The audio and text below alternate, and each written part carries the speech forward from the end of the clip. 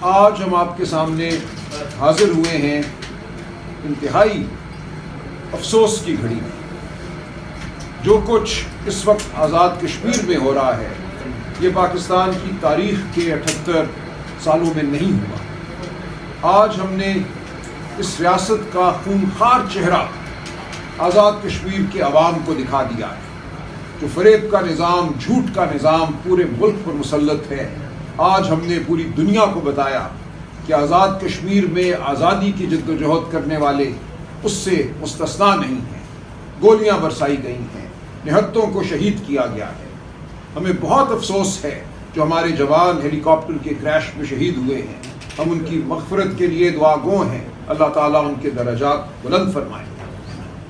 لیکن اس کے ساتھ ساتھ ہمیں دیکھنا ہے کہ یہ ریاست آج کہاں جا رہی ہے۔ پورے ملک میں بولنے کو جرم بنا دیا گیا ہے، آواز بلند کرنے کو جرم بنا دیا گیا ہے، اس دھرتی پر چلنے کو جرم بنا دیا گیا ہے۔ یہ وہ فسطائیت ہے جو انگریز کے دور میں بھی ہم نے نہیں دیکھی۔ انگریز کے دور میں بھی ہمارے اسلاف کو اجازت تھی تحریکیں چلانے کی، جلسے کرنے کی، ریلیاں نکالنے کی، اور اسی طرح ہم نے پاکستان حاصل کیا۔ ہمارے بزرگوں نے بات کی، گفتگو کی، دلیل پیش کی، سڑک پہ دلیل پیش کی، پارلیمان میں دلیل پیش کی، اپنے لوگوں سے بات کی، عظیم الشان جلسے منعقد کیے۔ آج یہ سب کچھ اس ملک میں جرم بن چکا ہے، اور آج ہم یہ دیکھ رہے ہیں کہ 4.5 سال بعد 5واں بجٹ یہ فسطائی نظام پیش کرنے کو ہے۔ اور اس 5ویں بجٹ میں ہمیں کیا نظر آتا ہے؟ صرف اندھیرا ہے آئندہ کے لیے۔ ہمیں یہ کہا گیا تھا 2022 میں کہ اب ڈنڈے کا راج ہوگا، اس ملک کو صرف ڈنڈا چاہیے، ایک ایس ایچ او کی مار ہے فلاں، 2 ایس ایچ او بھیجوں گا تو یہ ٹھیک ہو جائے گا۔ آج کیا ٹھیک ہوا ہے اس ملک میں؟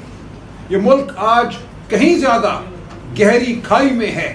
پچھلی ہماری تاریخ پوری کو اگر ہم دیکھیں تو اس کے تناظر میں بہت تاریخ دور اس ملک میں آئے ہیں، مارشل لاء کے دور آئے ہیں، ہم نے ان کو بھگتا ہے، اس قوم نے ان کو بھگتا ہے۔ لیکن آج جو فسطائیت ہے اس کی مثال ڈھونڈنا بہت مشکل ہے۔ اس تمام تر جبر، چادر اور چار دیواری کے تقدس کی پامالی کے بعد کیا ملا ہے اس قوم کو؟ بے روزگاری ہے، افراط زر ہے، مہنگائی ہے۔ آج ہمیں نظر یہ آ رہا ہے کہ اس ملک کا سرمایہ کار چھوڑ کے بھاگ رہا ہے اس ملک کو، باہر سے سرمایہ کاری اس ملک میں نہیں ہو رہی۔ تو آج ہمیں نظر یہی آتا ہے کہ تمام تر دعووں کے باوجود کہ 75 بلین آ جائیں گے، $100 بلین آ جائیں گے، کچھ بھی نہیں آیا۔ بین الاقوامی استعماری قوتوں سے تھپکیاں لینا ایک بات ہے، اپنے عوام کے لیے کچھ کرنا دوسری بات ہے۔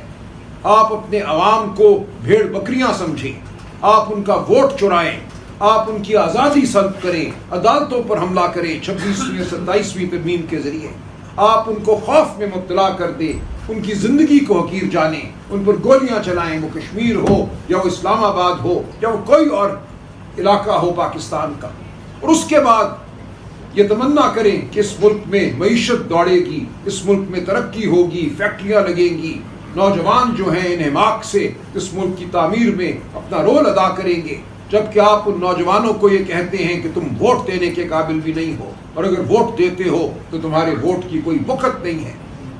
تو آپ کو اب سوچنا ہوگا کہ آپ کہاں کھڑے ہیں۔ ہمیں ایک قوم کے حوالے سے سوچنا ہوگا کہ ہم کہاں کھڑے ہیں۔ ہمارا یہ فرض ہے پاکستان کی سب سے بڑی سیاسی جماعت کے حوالے سے کہ ہم یہ بات کرتے رہیں، حق کی بات کرتے رہیں، سچ کی بات کرتے رہیں، جابر کی آنکھوں میں آنکھیں ڈال کر کلمہ حق ادا کرتے رہیں۔ تو اسی فریضے کو ادا کرنے ہم آپ کے سامنے بیٹھے۔ جو معیشت کی صورتحال ہے اس پر تفصیل سے بات کریں گے تیمور جھگڑا صاحب اور ہمارے MNA رانا عاطف صاحب۔ میرے ساتھ بیٹھے ہیں سابق اسپیکر قومی اسمبلی اسد کیسر صاحب، جو اس وقت اس ملک کی سیاسی صورتحال ہے اس پہ بات کریں گے۔ لیکن سیاست اور معیشت اکٹھے چلتے ہیں۔ اگر کوئی یہ سمجھتا ہے کہ آپ سیاست کو دبا دیں گے، آپ لوگوں کے حقوق کو دبا دیں گے، آپ عدالتوں کو ختم کر دیں گے لیکن معیشت دوڑے گی، تو اس سے بڑی بے وقوفی کوئی نہیں ہے۔ کوئی ایسے ملک میں سرمایہ کاری نہیں کرتا، فیکٹریاں نہیں لگاتا جہاں قانون نہ ہو، جہاں انہیں یہ پتا ہو کہ اگر ہمارے ساتھ کوئی ناانصافی ہوئی تو ہمیں عدالت سے انصاف نہیں ملے گا۔ ایسے ملک سے دور رہتی ہے دنیا۔ آج آپ نے پاکستان کو ایک ایسا ملک بنا دیا ہے. تو معیشت اور سیاست، انسانی حقوق یہ اکٹھے چلتے ہیں. ایک معاشرہ پروان چڑھتا ہے، پھلتا ہے، پھولتا ہے جب اس کے لوگ آزاد محسوس کرتے ہیں، آزاد فضا میں سانس لیتے ہیں، تب معیشت دوڑتی ہے.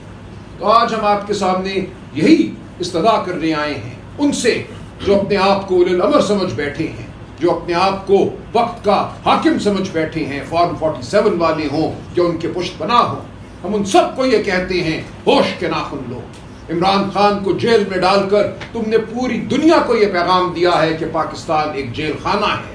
پاکستان میں آزادی کسی اس کو نہیں ملے گی جو سچ بات کرنا چاہتا ہے. تمہیں عمران خان کو باہر لانا ہوگا. عمران خان اس وقت اس ملک کی سیاست کا محور ہے، اس ملک کو اکٹھا رکھنے والی شخصیت ہے. وہ خیبر پختونخوا ہو، وہ پنجاب ہو، کشمیر ہو، سندھ ہو، پورے پاکستان کے لوگ اس وقت عمران خان کی جانب دیکھ رہے ہیں، کسی اور کی جانب نہیں دیکھ رہے. گلگت بلتستان میں الیکشن لوٹ کر، پنجاب میں الیکشن لوٹ کر، آزاد کشمیر میں گولیاں چلا کر تم حکمران نہیں بنتے، تم صرف جابر رہتے ہو. عوام کے دلوں پر جو راج کرتا ہے تمہیں اس کی بات کو سننا ہوگا، اس کو عوام کے بیچ لا کر کھڑا کرنا ہوگا، تب یہ ملک آگے بڑھے گا. جی اسد کیسر صاحب.